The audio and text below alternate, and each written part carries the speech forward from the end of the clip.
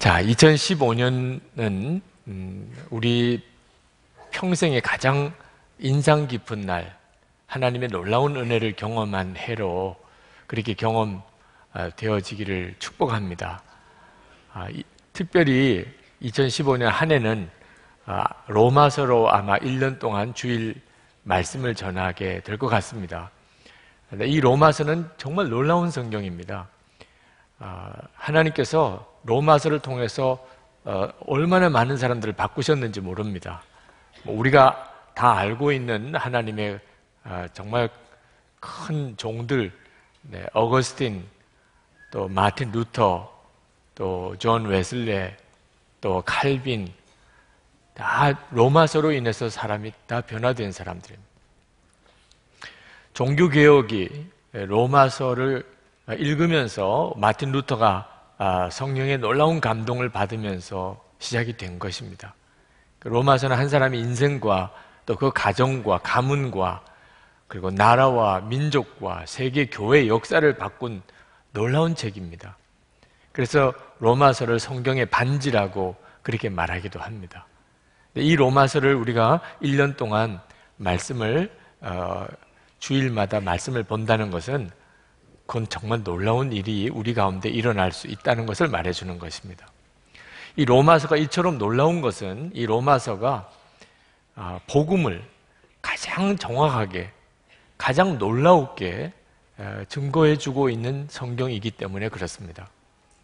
우리가 어떻게 하나님으로부터 죄사함을 받고 의로움을 받게 됐는지, 또 우리가 어떻게 하나님의 선물을 받는 것인지, 또 우리가 어떻게 인격과 삶이 변화되는 거듭나는 삶을 살게 되는 것인지, 그 내용들을 로마서가 너무나 분명하고 정확하게 우리에게 말씀해주고 있습니다. 여러분, 이 로마 교회에 보낸 사도 바울의 편지이기 때문에 이걸 로마서라고 이렇게 말을 하는데, 로마 교회 하면 어떤 느낌이 드십니까? 우리나라의 가장 중요한 도시가 서울이죠. 서울은 누구나 다 가서 살기를 원하는 곳입니다. 서울에 있는 어느 대학을 간다는 것 굉장히 중요한 의미가 있죠. 직장이 서울에 있다는 것도 많은 사람이 선망하는 일입니다. 그래서 서울에 있는 교회, 그러면 교회들 중에서도 굉장히 좋은 이미지를 가지고 있죠. 그런 뜻에서 보면 로마 교회는 대단한 교회일 것 같죠. 그때 당시에 전 세계의 수도와 같은 곳입니다. 그 로마에 교회가 있었습니다. 그러나 실제로 보면 로마 교회는 가장 비참한 고난 중에 있는 교회였습니다. 우리가 성지순례를 가서 로마에 가게 되면 그 로마 교회의 흔적을 지금도 볼 수 있는데 지하 무덤입니다. 카타콤이라고 하는 지하 무덤입니다. 지하 무덤에서 살았어요. 핍박을 피해서. 로마 교회는 무서운 핍박을 당했던 교회입니다. 얼마나 핍박이 심했으면 지하 무덤 속에 들어가 살았겠습니까? 얼마나 300년 가까이. 여러분도 여러분의 삶에 이런저런 고난이 많으신 분들이 있으실 겁니다. 그러나 300년 동안 지하 무덤에서 살았다. 이런 고난은 아마 세계 역사에 찾아보기 어려울 겁니다. 그런 고난을 겪었던 교회가 로마 교회입니다. 근데 그 고난을 이겨낸 거예요. 무엇으로 이길 수 있었을까요? 주 57년 사도 바울이 로마 교회에 보낸 이 편지 때문에, 이 편지 안에 고난을 이길 수 있는 복음이 있었던 거예요. 그 복음으로 인해서 로마 교회는 그 무서운 핍박을 이기고, 그리고 결국은 로마가 기독교 국가가 되어버리고 말았지 않습니까?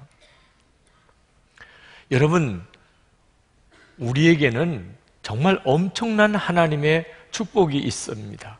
그래서 오늘 제목을 세상에서 가장 위대한 것이라고 그렇게 정했습니다. 어떤 누구도 부럽지가 않게 만들어주는, 어떤 형편에서도 기뻐하고 감사하게 만들게 해주는 것이 우리 속에 있습니다. 정말 모든 사람에게 나누어 주고 싶은 그런 놀라운 축복이 여러분 모두에게 있습니다. 그게 복음입니다.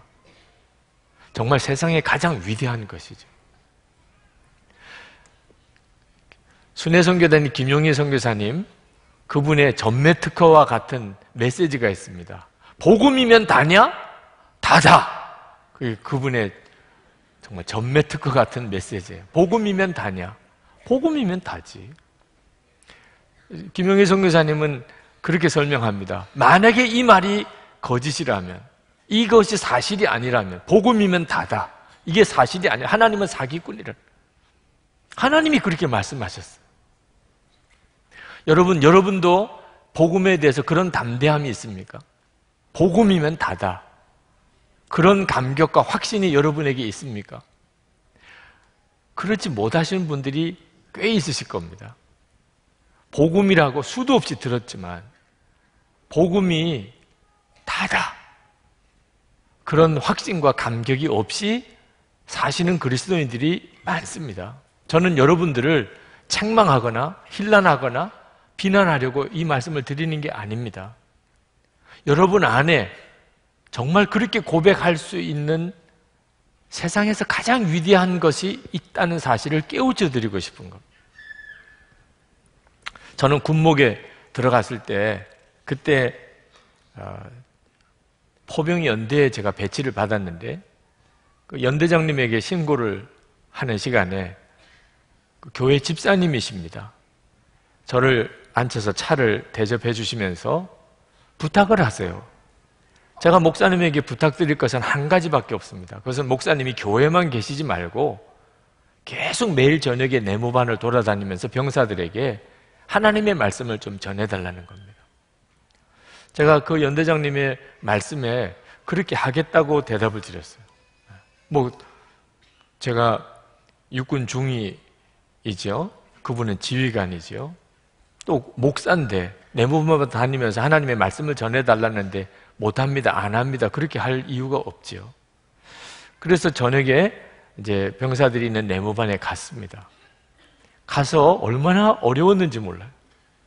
제가 내무반에 가면 아주 환영해 줄 거라고 그렇게 생각했습니다.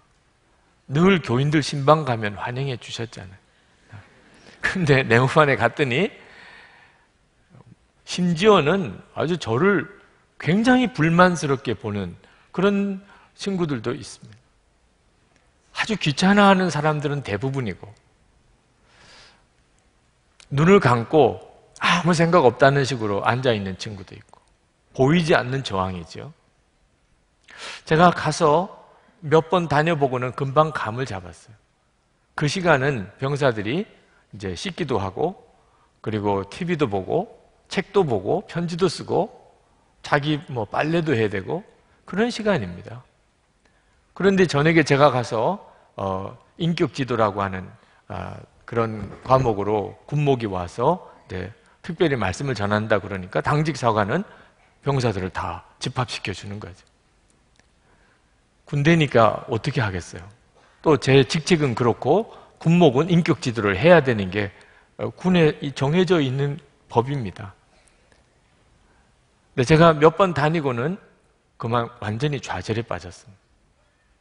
나는 못하겠어. 제가 그때 알았어요. 제가 가지고 있는 복음은 기쁜 소식이 아니라는, 병사들에게 기쁜 소식이 아니에요. 저는 복음이라고 알고 있는 것을 전했어요. 근데 병사들은 전혀 반응이 달랐습니다. 그건 저에게 엄청난 충격이었습니다. 제가 복음을 모르느냐? 목사가 어떻게 복음을 모르겠어요? 주 예수를 믿으면 모든 죄가 사함받고 하나님의 자녀가 되고 그리고 죽으면 천국에 가는. 병사들에게는 그건 아무 관심이 없었어요. 어떤 병사들은 자기는 불교 신자인데 왜 자꾸 기독교 이야기를 하느냐, 노골적으로 반발을 합니다. 군종들한테 물어보니까 아주 야한 이야기를 하면 좋아한다고. 제가 군목으로 가서 무슨 야한 이야기를 해서 병사들을 즐겁게 하겠어요? 제가 그때 겪었던 좌절은 엄청난 것이었습니다. 저는 병사들에게 찾아가서 정말 감격스럽게, 여러분 기쁜 소식을 전해본 경험이 있으시죠? 누구에게 정말 기쁜 소식을, 저는 병사들에게 찾아가서 여러분에게 정말 기쁜 소식이 있습니다. 여러분들이 들으시면 정말 좋아하실 거예요. 여러분들이 이 소식을 들으면 여러분이 너무나 변화될 거예요. 이런 기분으로 병사들을 찾아가지 못했어요. 저는 저녁에 병사들의 네모반을 찾아가는 것이 얼마나 힘들었는지 모릅니다. 오늘 본문의 사도 바울은 16절에 나는 복음을 부끄러워하지 않는다고 그랬습니다. 이건 정말 놀라운 고백입니다. 복음을 부끄러워하지 않는다. 저는 복음이 부끄러웠어요. 안 들을 텐데, 싫어할 텐데, 귀찮아할 텐데. 사도 바울이 복음이 부끄럽지 않다고 하는 것은 형편과 여건이 좋아서 그런 게 아닙니다. 제가 겪었던 것보다 더 어려웠어요. 그때 당시에 로마는 전 세계 정치, 경제, 문화, 군사의 중심지입니다. 그 로마에는 황제가 있습니다. 그 황제는 신으로 숭상받는 존재. 모든 부귀영화와 권세를 다 가지고 있습니다. 그런 로마에서 예수님의 십자가 복음, 그건 너무나 초라한 것이에요. 정말 조롱거리입니다. 예수를 믿는 사람들은 저 지하 무덤에 가서 삽니다. 다 뺏기고 아무 저항도 없이 그냥 비참하게 죽어가고 경기장에서 십자가에 못 박히고 짐승의 밥이 되고. 그런데 누가 예수를 믿고 싶겠어요? 예수를 믿는 것은 부끄러운 일이고 복음은 정말 초라한 것이었어요. 그런데 사도 바울은 나는 복음을 부끄러워하지 않는다. 그런 상황에서 이 말씀을 읽어야 하는 겁니다.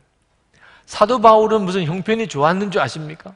사도 바울은 복음을 전하러 다니느라고 빌립보에서는 지하 감옥에 갇히고 데살로니가에서는 쫓겨나고 베레아에서는 아주 몰래 밤중에 숨어서 피하고 아데네에서는 조롱을 당하고 히브리 헬라 사람들한테서는 무식한 사람 취급을 받고 유대인들에게는 거치는 돌이 되었습니다. 하여튼 어디서든지 사도 바울은 문제거리예요. 누구나 사도 바울 보고는 다 손가락질을 하는 그런 사람이 됐습니다. 그런데 사도 바울이 나는 복음을 부끄러워하지 않는다. 근데 그게 제가 안 되는 거예요. 저는 성경을 알기는 알겠는데 그런 느낌이, 그런 담대함과 확신이 제게 없는 겁니다. 그렇다고 네모반을 찾아다니면서 병사들 앞에서 말씀을 전하는 것을 안 할 수는 없었어요. 착하니까. 연대장님이 하려는데 물론 뭐 군목이 못한다 그러고 안 가면 뭐 어떻게 하겠어요. 그렇지만 이건 해야 되는 일이지 않겠나. 할 수 없이 무릎을 꿇었습니다.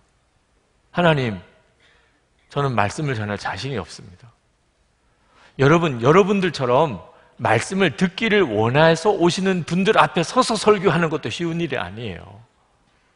그런데 말씀을 안 듣겠다고 하는 그 젊은 병사들 앞에서 제가 1시간 정도를 말씀을 전해야 되는 일은 이건 보통 어려운 일이 아니에요. 하나님, 제가 복음을 잘 모르는 것 같습니다. 이게 기쁜 소식이어야 될 텐데 마치 제가 불신자인 것처럼 도대체 복음은 기쁜 소식인가? 그렇게 복음을 다시 보기 시작했습니다. 그때 기도 중에 하나님이 저에게 주신 마음이 지금 이 병사들이 군에 오지 않았다면 목사 앞에서 이렇게 말씀을 들을 수 있었겠느냐?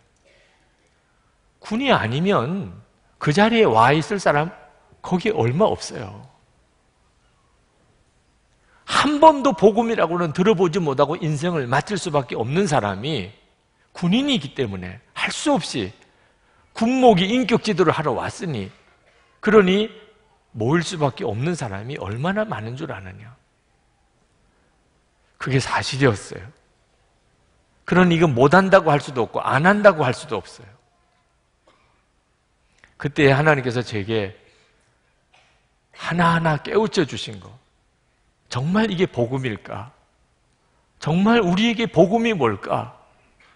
그래서 깨닫게 하신 것들을 정리해서 그리고 저녁에 가서 병사들 앞에 서서 말씀을 전하면 처음에는 영 반응이 없다가 끝날 때쯤 되면 다들 돌아서서 눈을 뜨고 저를 쳐다보고 기도해드리겠다고 하면 다 같이 간절히 기도하고 그리고 돌아 나옵니다. 정말 감사한 일이죠. 그래도 끝은 좋았으니까. 그러나 저는 완전히 탈진한 거예요. 그렇게 군목 생활을 3년을 했습니다. 나중에는 잘했다고 군단장 표창까지 받았어요. 어떤 분이 그렇게 이야기하더라고요. 군에서 표창 받는 거는 하나도 도움이 안 된다. 그래도 뭐 하여튼 주변에서는 잘했다고 상까지 주셨어요. 그때 저에게 하나님께서 복음이 무엇인가에 대한 눈을 새롭게 열어주셨고 그리고 설교 사역에 대한 엄청난 훈련을 하게 하셨어요. 제가 군목 시절에 병사들 앞에 섰을 때 복음이 뭔지 몰라서 당황스러웠던 것은 복음을 교리로만 알고 있었기 때문입니다. 여러분들도 복음이 무엇인가 그러면 다 들어서는 압니다. 말을 하라 그러면 처음에는 좀 버벅거리지만 모르시는 분이 뭐 거의 없으실 거예요. 예수님은 우리의 죄를 위해 십자가에 죽으셨고 그 예수님을 믿으면 모든 죄가 사함을 받고 그리고 하나님의 자녀가 되는 권세를 얻고 그리고 죽으면 천국에 가는. 그런데 이것이 교리로만 그치게 되면 아무 능력이 없는 겁니다. 사람들이 들으려고 하지도 않습니다. 그럼 복음이 뭐지요? 복음은 예수 그리스도 그분으로 사는 거예요. 예수님이 우리를 위해서 십자가에서 죽으셔서 우리가 속죄함을 받았다가 아니고 우리를 위해서 십자가에서 죽으셔서 우리를 속죄해 주신 그 주 예수님이 지금 내 안에 살아계시다. 나는 이제 주님과 함께 죽었고 이제는 나는 예수님으로 살게 되었다. 이게 복음이었어요. 제가 그 눈이 열리지 않았던 겁니다. 그래서 그 복음의 역사를 군목으로 있을 때는 제대로 경험을 못했던 거예요. 사도 바울은 1절 말씀에서 자기 자신을 소개하기를 예수 그리스도의 종이라고 그렇게 자기를 소개합니다. 여러분, 나는 누구의 종입니다. 그렇게 이야기할 때는 주인이 누구가 있는 겁니다. 사도 바울이 그리스도 예수의 종입니다. 그랬으면 그리스도 예수가 지금 사도 바울과 같이 있는 거예요. 당신의 주인이 어디 계십니까? 그분은 없습니다. 그런 종이 어디 있어요? 누구의 종이라면서 그 주인이 없는데 무슨 종이에요? 그러니까 사도 바울이 그리스도 예수의 종이라고 말한 것은 예수 그리스도께서 사도 바울과 늘 함께 계시고 살아 계시고 사도 바울의 주님으로 계시다는 뜻이죠. 사도 바울은 복음 그 자체를 살아내고 있었던 것입니다. 그래서 사도 바울도 복음이 무엇인지를 2절부터 4절까지 명확하게 이야기합니다. 그것은 예수 그리스도라는 거예요. 2절부터 4절까지 보면 이 복음은 그의 아들을 두고 하신 말씀입니다. 그는 곧 우리 주 예수 그리스도이십니다. 복음은 예수 그리스도세요. 여러분이 이 사실을 여러분이 아시면 그러면 여러분도 복음에 감격에 사로잡힙니다. 여러분이 복음을 그저 교리로만 알고 있다면 여러분은 복음 자체가 그저 무감각해져 버려 있으실 거예요.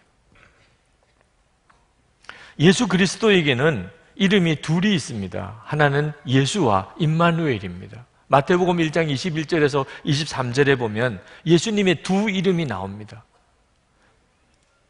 천사가 나타나서 예수의 이름을 가르쳐 주십니다. 이름을 예수로 하라. 그가 자기 백성을 그들의 죄에서 구원할 자이십니다. 그러나 23절에 가면 보라 처녀가 잉태하여 아들을 낳을 것이요 그의 이름은 임마누엘이라 하리라. 이름 하나를 더 가르쳐 주세요. 임마누엘.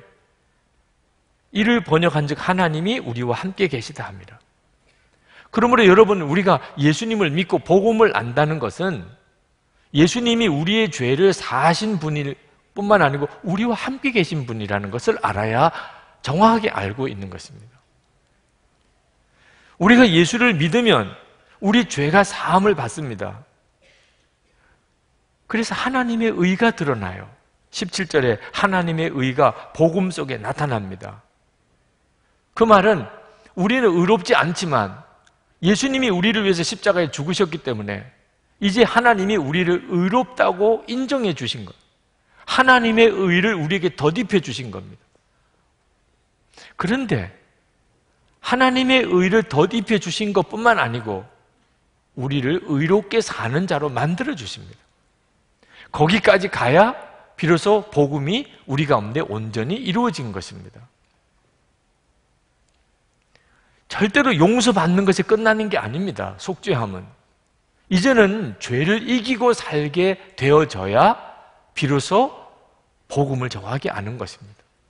여러분, 살인 강도죄를 지은 사람이 사형 선고를 받았다고 합시다. 그런데 어떻게 이 사람이 사면을 받았습니다. 용서를 받은 거죠. 살인죄를 지은 게 용서받았어요. 얼마나 큰 은혜입니까? 죽을 수밖에 없었는데 살았단 말입니다. 그런데 용서는 받았는데 이 살인 강도짓을 저지른 사람이 마음이 안 변하고 성품이 안 변했다고 합시다. 그러면 그가 사면받아서 풀려났는데 또 죄를 지었어요. 그러면 사면해야 됩니까? 이런 사람을? 용서할 가치가 있는 겁니까? 우리가 죄 용서받은 것은 그렇게 된 걸 말하는 게 아닙니다. 우리가 죄 용서를 받았다, 모든 죄가 사함을 받았다, 이건 정말 큰 은혜죠. 근데 안타깝게도 많은 그리스도인들이 그걸 복음이라고 생각하고 있는 겁니다. 용서받은 거, 모든 죄가 사함 받은 거, 성품 하나도 안 변했어요. 성질 하나도 안 변했어요. 그리고 계속해서 죄 짓고 살아요. 그러면 그런 용서를 하나님이 왜 하십니까? 하나님께서 우리의 죄를 용서하신 것은 우리가 변하여 새 사람 되게 하시려고 하신 거예요. 하나님의 의를 살아가는 사람이 되게 하시려고 우리를 용서하신 거예요. 그런데 어떻게 우리가 변하여 새 사람이 됩니까? 죄 용서받은 것 믿으면 됩니까? 여러분, 죄 용서받은 거 다 믿으시잖아요. 그런데 부부싸움은 여전히 하고, 애들한테는 성질 다 내고, 은밀한 죄 짓고 살고. 아니, 여러분 십자가에서 죄 용서받은 거 안 믿어서 여러분 그렇게 사는 겁니까?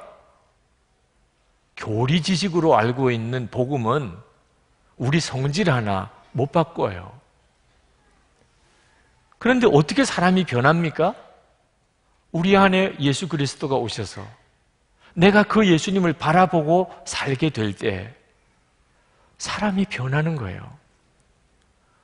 내가 화가 나도, 내가 유혹을 받아도, 또 옛날 성질이 솟아나도 주 예수님이 나와 함께 계시는 것을 너무나 분명히 알게 되면, 주님이 나와 함께 계시고 내가 그 주님을 바라보게 되면 어떻게 육신대로 살아요?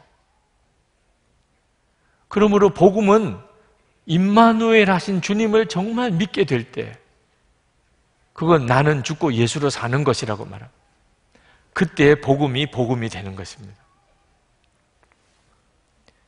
로마 교회 교인들이 300년 동안 지하 무덤에서 살았습니다. 예수님이 나를 위해서 죽으셨다는 교리 가지고 그렇게 살 수 있었을까요?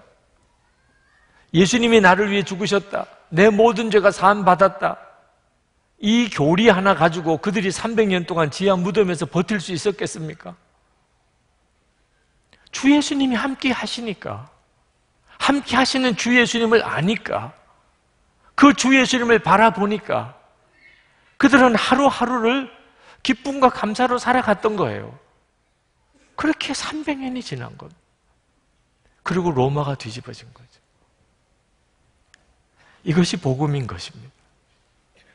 이 복음 안에는 또 놀라운 사실이 들어있습니다. 16절에 사도 바울이 이 복음은 모든 믿는 사람을 구원하는 하나님의 능력입니다. 그랬는데 모든이에요. 모든 믿는 사람이라고 썼습니다. 사도 바울이 이 모든 믿는 사람이라고 쓴 이유가 있습니다. 그 앞부분에 이 모든을 설명하기를 유대 사람을 비롯하여 그리스 사람에게 이르기까지 모든 믿는 사람.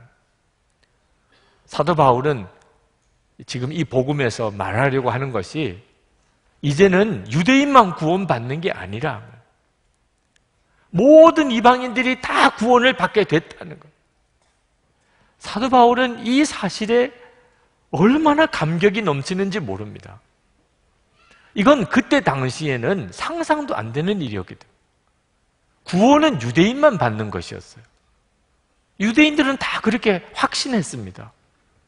예수님의 수제자였던 베드로조차도 구원은 유대인만 받는 건 줄 알았어요. 그래서 로마 백부장 고넬료의 집에 그들이 세례받은 것도 아닌데 성령이 임하시는 걸 보고 베드로가 얼마나 당황했는지 몰라요. 이제는 구원이 모든 민족에게 다 열렸구나. 그래서 하나님께서 모든 이방 민족들에게 구원의 문이 열렸다는 이 복음을 전하게 하려고 사도를 한 사람 택한 것이 사도 바울이에요. 사도 바울에게는 다른 거 하지 말고 이방 민족에게 가서 이 복음을 전하라. 여러분, 이방 민족이 다 구원받을 문이 열렸지만 아무도 모르고 있었어요. 왜? 누가 가서 가르쳐 줘야 되잖아요. 누가 가서 전해 줘야 되잖아요. 당신들에게도 구원의 문이 열렸습니다. 당신들도 하나님의 자녀가 되는 길이 열렸습니다. 전해 주어야 그들이 비로소 듣고 믿게 될 거 아니겠어요? 그래서 사도 바울은 그때 당시로서는 저 땅끝이라고 생각되는 스페인까지 가서 복음을 전해야 되겠다를 생각을 한 겁니다. 모든 족속에게, 이방 민족에게 그들이 핍박하든지 가는 길에 어떤 어려움을 겪든지 사도 바울은 전하고 싶어서 간절했어요. 왜? 그게 빚진 마음이니까. 내가 가서 전해주지 않으면 그들은 다 멸망할 거니까. 내가 가서 전해주면 그들이 다 구원받을 거니까. 그래서 사도 바울이 나는 빚진 자라고 14절에 그렇게 고백한 겁니다. 나는 그리스 사람에게나 미개한 사람에게나 지혜가 있는 사람에게나 어리석은 사람에게나 다 빚을 진 사람입니다. 그런데 어느 날 로마에 예수 믿는 성도들이 생겼다는 소식을 들은 거예요.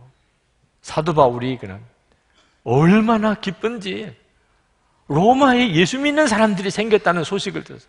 그런데 그들이 믿음이 너무 좋아요.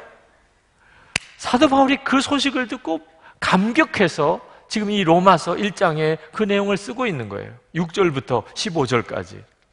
사도 바울은 거의 흥분 상태에 빠져 있습니다. 여러분도, 여기 여러분은 로마의 교회 교인들을 말합니다. 여러분도 그들 가운데 들어있어서 예수 그리스도의 부르심을 받은 사람이 되었습니다. 나는 로마에 있는 모든 신도에게 이 편지를 씁니다. 하나님께서 여러분을 사랑하셔서 그의 거룩한 백성으로 부르셨습니다. 나는 먼저 여러분 모두의 일로 예수 그리스도를 통하여 나의 하나님께 감사를 드립니다. 그것은 여러분의 믿음에 대한 소문이 이 온 세상에 퍼지고 있기 때문입니다. 나는 기도할 때마다 언제나 여러분을 생각하며 어떻게 해서든지 하나님의 뜻으로 여러분에게로 갈 수 있는 좋은 길이 열리기를 간구하고 있습니다. 그러므로 나의 간절한 소원은 로마에 있는 여러분에게도 복음을 전하는 일입니다. 여러분들이 생각하기에 제가 좀 오버하는 것처럼 느껴져요. 진짜 사도 바울의 심정에 비하면 아무것도 아니에요. 사도 바울이 지금 흥분한 상태에 있다니까. 로마에 교인이 생겼어요. 사도 바울이 이렇게 흥분한 이유는 진짜구나. 복음이 모든 민족에게 다 열렸구나. 내가 가서 전해주면 사는 거고 그렇지 못하면 다 죽는 거예요. 사도 바울이 이 복음에 얼마나 감격에 사로잡혀 있는지 아시겠습니까? 또 복음 안에 놀라운 것이 하나 있는데 그것은 구원의 조건이 믿음뿐이라는 겁니다. 16절에 모든 믿는 사람을 구원하는 하나님의 능력이라고 그래요. 구원의 조건이 믿음밖에 없습니다. 믿기만 하면 됩니다. 이건 모든 종교를 다 뒤집어 놓는 것입니다. 모든 종교가 해결할 수 없었던 일을 한 번에 다 해결해 버린 거예요. 모든 종교가 뭡니까? 착하게 살면 구원받고 나쁘게 살면 지옥 가는. 신은 착하고 계명을 잘 지키는 사람은 사랑하고, 그리고 악하고 계명 안 지키는 사람은 저주하는. 권선징악. 그게 일반 종교예요. 그런데 복음은 착하게 사는 거, 계명을 지키는 아무 조건이 없어요. 그냥 믿기만 하라는 겁니다. 하나님께서 죄인을 사랑하신다. 이건 있을 수가 없어요. 하나님은 착한 사람을 사랑하는 거지. 그런데 하나님이 죄인을 사랑하신다. 죄인을 위하여 당신의 독생자를 보내셨다는 거예요. 예수님이 그 모든 죄를 다 대신 지시고 십자가에 죽으셨다는 거예요. 그걸 믿기만 하라는 거예요. 그러면 다 구원받는다는 거예요. 사도 바울이 이 복음을 들고 정말 부들부들 떨리는 거예요. 왜? 이 복음을 몰라서 죽어가는 사람들 많으니까. 나는 죄인이야. 나는 도무지 신 앞에 갈 수가 없어. 나 같은 자는 지옥 아랫목이야, 지옥 아랫목. 나는 내가 포기했어. 내가 어떻게 구원받겠어? 내가 무슨 천국에 갈 수 있어? 저 열심히 도닦는 저 종교인들이나 그런 사람들이나 모르지. 수도원에 들어가서 평생 무슨 죄 짓는 일을 하겠어, 저 사람들. 나 같은 속물은, 나 같은 그런 정말 더럽고 악한 자는 구원 길도 없어. 이런 사람들에게 복음을 전해줘야 되잖아요. 믿기만 하면 하나님이 이제 다른 조건 아무것도 두시지 않았다. 믿기만 하라. 그러니 사도 바울이 이 복음을 위해서 종으로 부름을 받은 거, 그것 때문에 사실 사도 바울은 고생 엄청나게 하는, 나중에는 순교하지요. 그런데 사도 바울은 기뻤어요. 정말 기쁜 소식이거든요. 이건 정말 기쁜 소식이잖아요. 자기 부, 건강, 명예, 친구, 안전 다 배설물처럼 버렸어. 사도행전 20장 24절에 내가 달려갈 길과 주 예수께 받은 사명 곧 하나님의 은혜의 복음을 증언하는 일을 마치려 하면은 나의 생명조차 조금 더 귀한 것으로 여기지 아니하노라. 육신의 생명보다 영생이 훨씬 크니까, 하나님의 나라를 바라보고 나니까, 주 예수님이 내 마음에 계시고 그분이 내 생명이고 주님이 되시고 나니까 이 복음을 모르는 사람에게 전하는 일은, 이건 말할 수 없는 감격이고 축복이었어요. 여러분, 오늘날도 복음은 부끄러움을 당합니다. 우리가 나가서 복음을 전하면 들으려고 하는 사람이 없어요. 우리 모두는 다 죄인입니다. 우리들은 다 지옥 갈 수밖에 없는 죄인입니다. 신경질 내는 사람 많아요. 아니, 나는 다른 사람보다 더 나아. 왜 나보고 지옥 갈 수밖에 없는 죄인이라고 그래? 너무너무 기분 나빠요. 예수님을 믿어야만 구원받습니다. 이 일조차도 불쾌하게 생각합니다. 기독교는 그래서 편협해. 왜 예수 믿어야만 구원받는다고 그래? 얼마든지 하나님을 찾는 길이 많은데 다른 종교는 그럼 다 아무것도 아니란 말이야. 그래서 복음을 이야기하면 벌떼같이 일어나서 비난합니다. 복음을 언급도 못해요. 여러분이 교리로만 복음을 알고 있으면 여러분은 입 다물고 평생 살 겁니다. 그러므로 여러분 안에 살아계신 주 예수님으로 복음을 알아야 돼요. 로마서가 말하는 복음은 나는 죽고 예수로 사는 복음입니다. 그게 진짜 복음이에요. 그게 진정한 속죄함입니다. 우리의 마음이 완전히 뒤집어지는 거예요.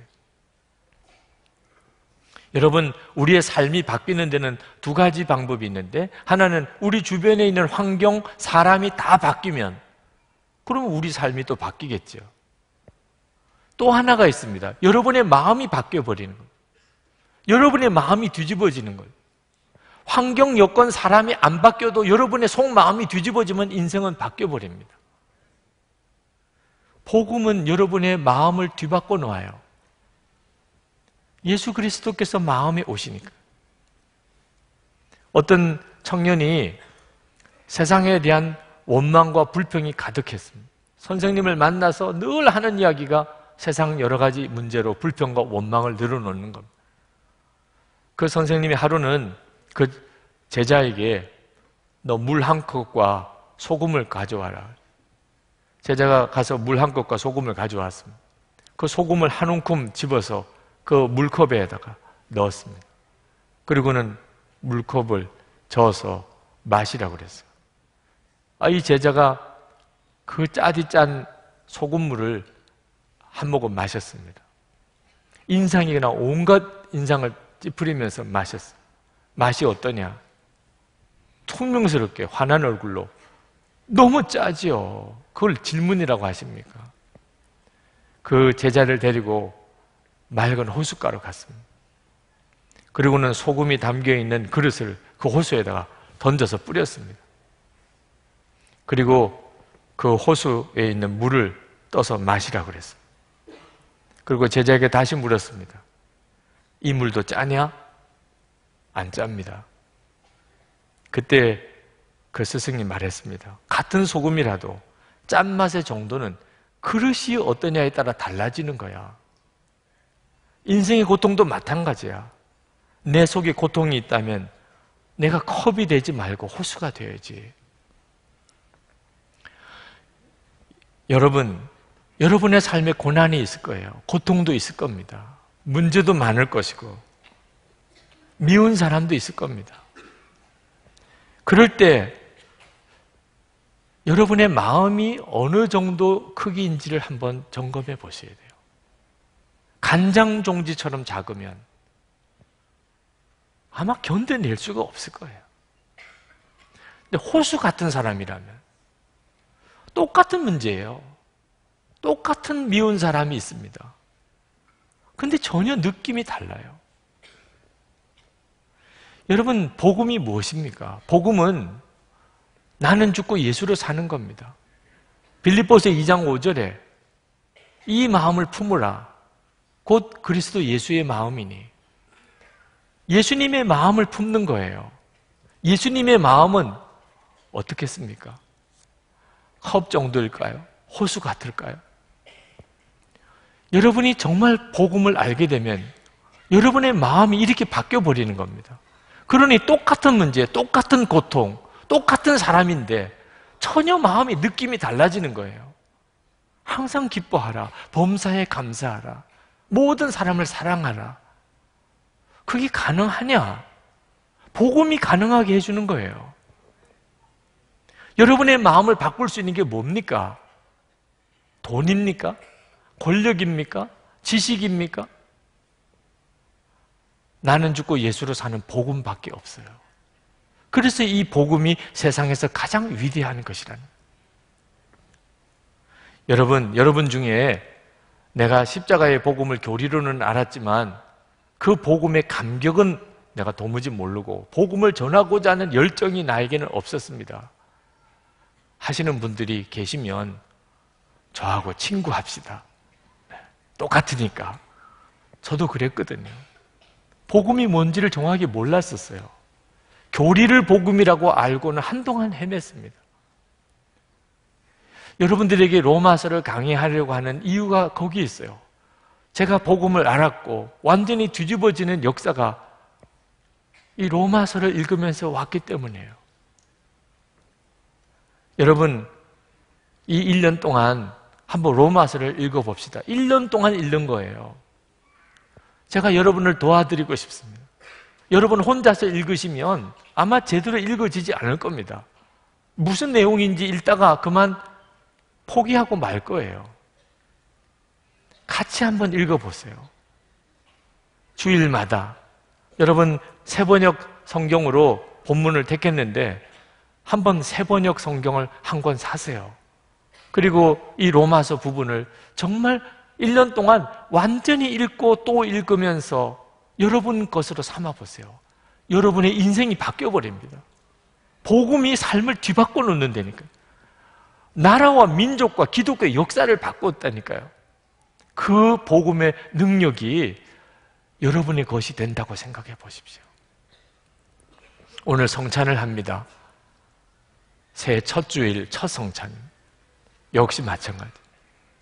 성찬은 예수 그리스도께서 여러분과 한 몸이 되셨음을 다시 한번 여러분에게 확인시켜주는 축복의 시간. 마음을 여세요. 오늘 성찬을 위해서도 기도하시고, 그리고 이 로마서 강의가 끝나는 날까지 하나님, 제가 복음의 영광을 분명히 제가 경험하기를 원합니다.